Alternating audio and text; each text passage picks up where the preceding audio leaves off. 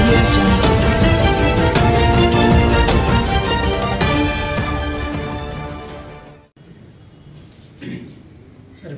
Okay. ఈ మధ్యకాలంలో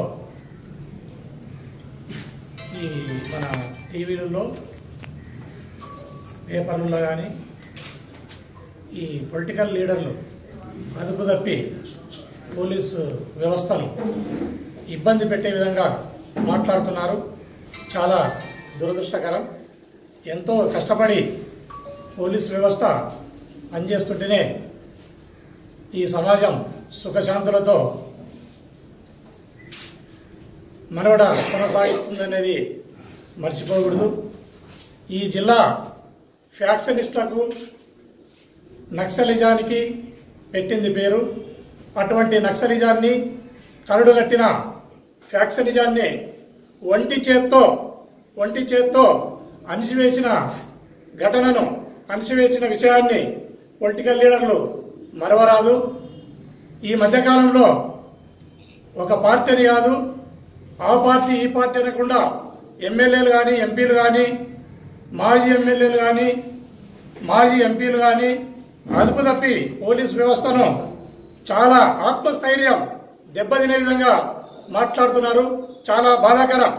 ఇప్పటి నుంచి ఏ ఎంపీ మాట్లాడినా, ఏ ఎమ్మెల్యే మాట్లాడినా, ఏ పార్టీ అయినా సరే వాళ్ళ నాలుకను కోస్తాం. ఇది గుర్తెరగాలి.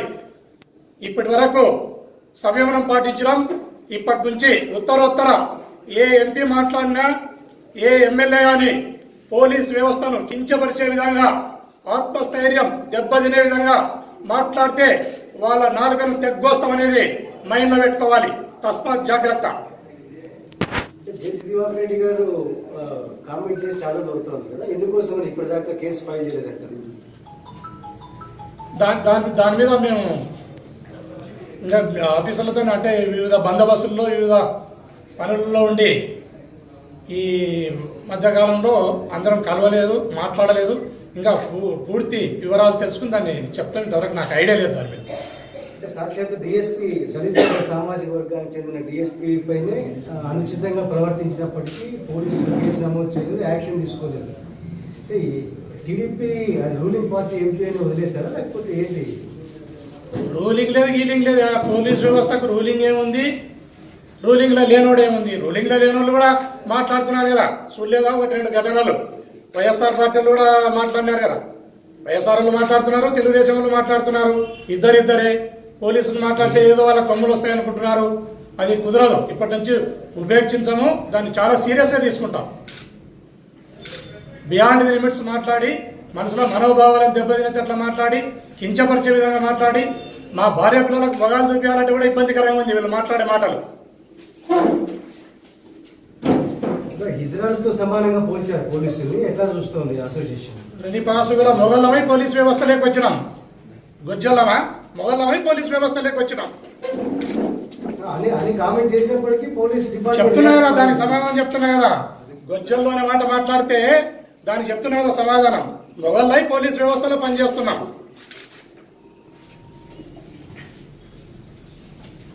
పోలీస్ డిపార్ట్మెంట్ అంతా ఫెయిల్యూర్ అయింది ఆ ఇన్సిడెంట్ లోని. నీ బుద్ధి మనిషి అక్కడక్కడ ఫెయిల్యూర్స్ జరుగుతుంటే ఏం పొలిటికల్ లీడర్లు ఫెయిల్యూర్ కారా వాళ్ళు కారా? పొలిటికల్ లీడర్లు మానవ తప్పిదాలు, ఓటరు అలసత్వమో లేక కొద్దిగా నెగ్లెక్ట్ లేక ఎక్కడైనా చిన్న చిన్న ఫెయిల్యూర్స్ జరుగుతుంటాయి. దాంట్లో ఇష్టం వచ్చినట్టు మాట్లాడతారా?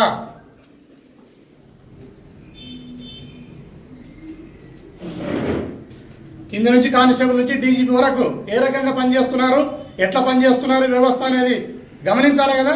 ఈ కింద నుంచి పై వరకు వ్యవస్థని డిఫెన్స్ పడితే అట్లా మాట్లాడితే ఏమిది? What is this?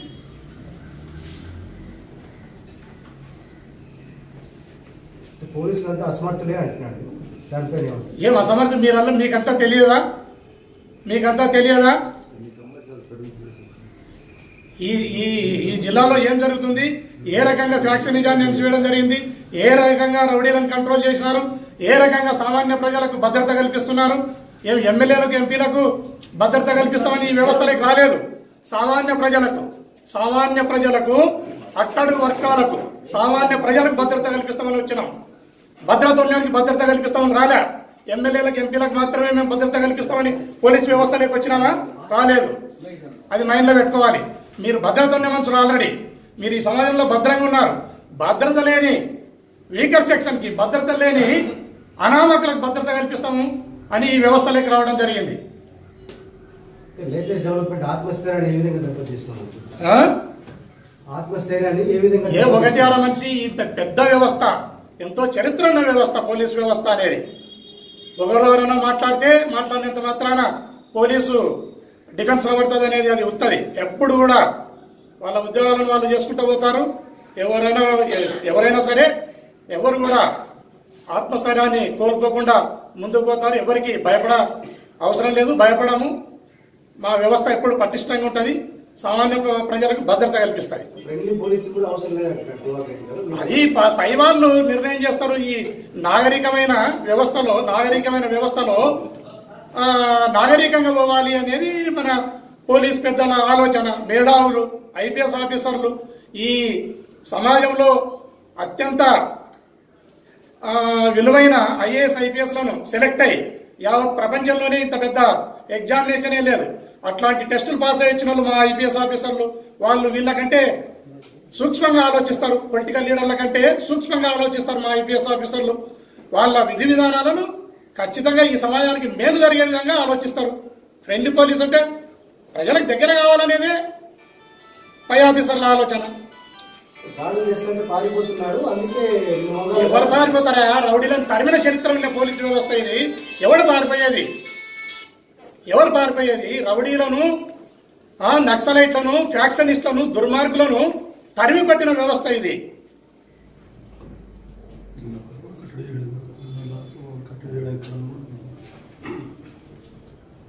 ఇప్పుడు చెప్పిన మాట కట్టుబడి ఉంటాం.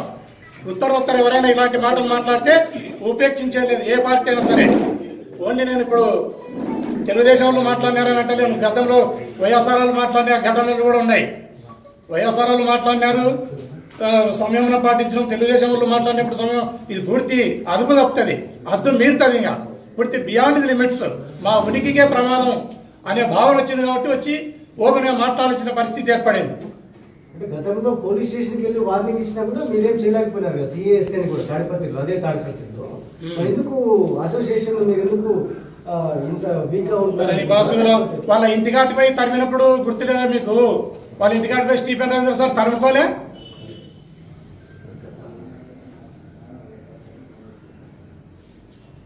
ఎట్లాంటి వ్యవస్థ ఇది? ఇంత బలమైన వ్యవస్థ పోలీస్ వ్యవస్థ అనేది. ఏం మీ అధికారానికో, మీ డబ్బులను చూసో, లేకపోతే మీ పవర్ని చూసో డిఫెన్స్ లో పడిపోదు కదా. మీకంటే 100 అడుగుల ముందుంటది ఈ వ్యవస్థ, పోలీస్ వ్యవస్థ అనేది.